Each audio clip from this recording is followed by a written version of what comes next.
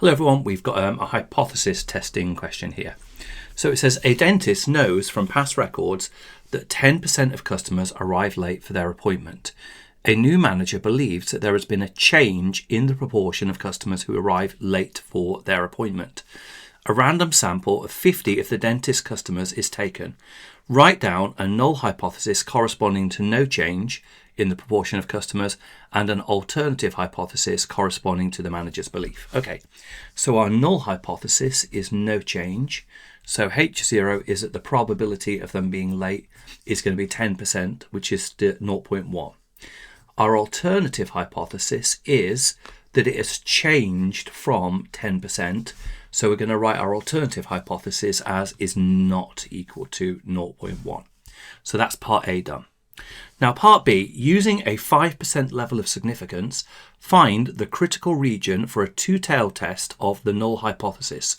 You should state the probability of rejection in each tail, which should be less than 0.025.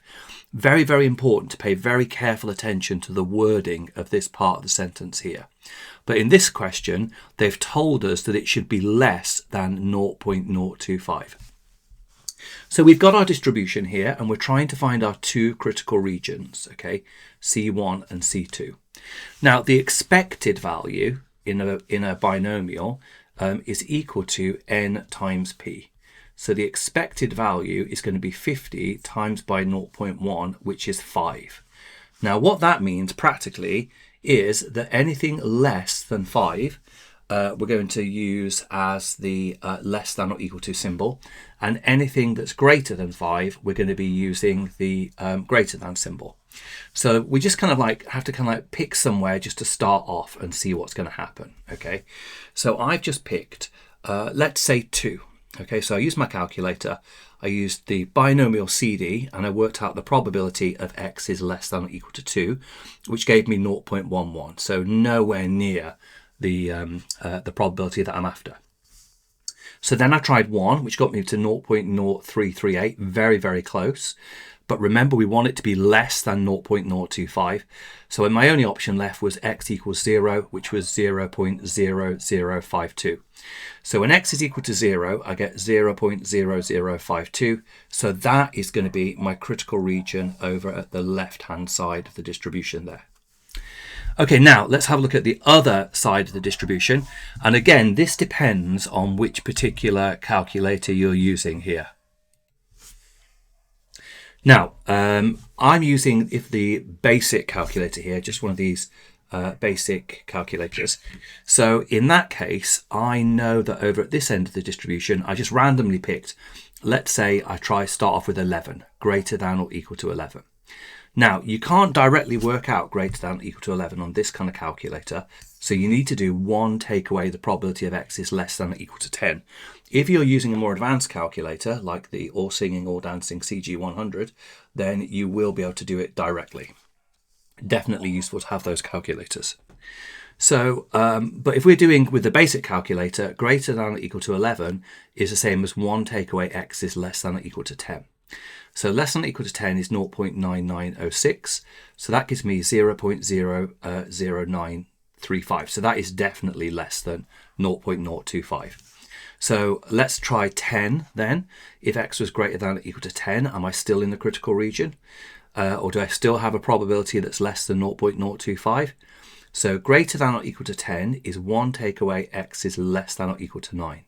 Less than or equal to 9 is 0.97546, and that gives me 0.0245, which is just less than 0.025.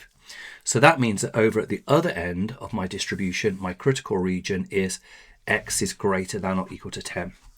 So our two critical values are x is equal to 0 at one end of the distribution and x is greater than or equal to 10 at the other end of the distribution. Okay, that's part B done. Now part C, it says find the actual significance level. They love to ask this. And when they want the actual significance level, you need to add together these two probabilities that you found. So our actual significance level is going to be our 0.0245, and we're going to add to it our 0.0052. Okay, and when we add that together, we get 0.0297. So that is our actual significance level. You just add together the two probabilities that you found at each end of the distribution. And then finally, it's time to do the actual hypothesis test now. It says the manager observes that 15 of the customers arrive late for their appointment. With reference to part B, comment on the manager's belief. So we found that our critical region starts at 10. We've actually got 15 of them, so we're well inside the critical region. The critical region starts here at 10 and we're here at 15, so we're definitely inside the critical region.